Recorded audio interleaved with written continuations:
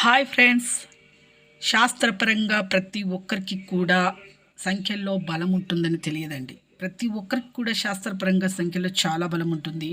ఎవరెవరికి ఎన్ని సమస్యలు ఉన్నాయో ఆ సంఖ్యల్లోనే మనకు తెలుస్తుంది.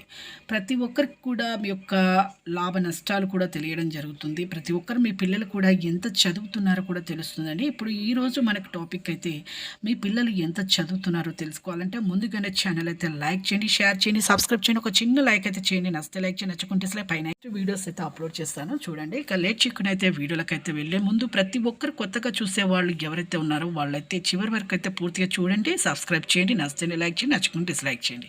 క్లారిటీగా అర్థం కావాలంటే చివరి వరకు అయితే వీడియో అయితే పూర్తిగా చూడాలి.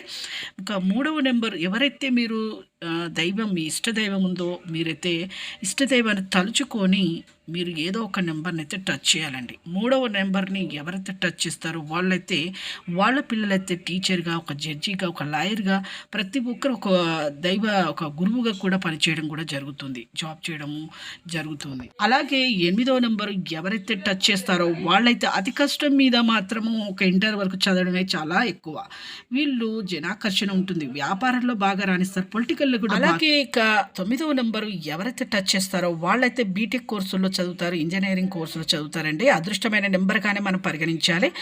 హై లెవెల్గా బాగా చదువుతారు అండి. అలాగే రియల్ ఎస్టేట్ వ్యాపారం చేస్తారు. ప్రతి ఒక్క భూములు, ఇల్లు కొనడం, ఇల్లు అమ్మడము, భూమి కొనడము, అమ్మడం ఇలాంటివన్నీ చేస్తారు. అదృష్టమైన నెంబర్గానే చెప్పారండి. లేటెస్ట్ అప్డేట్స్ వీడియోస్ చేస్తాను, పోస్ట్ చేస్తాను. నచ్చితే లైక్ చేయండి, నచ్చుకుంటే డిస్లైక్ చేయండి. Thanks for watching.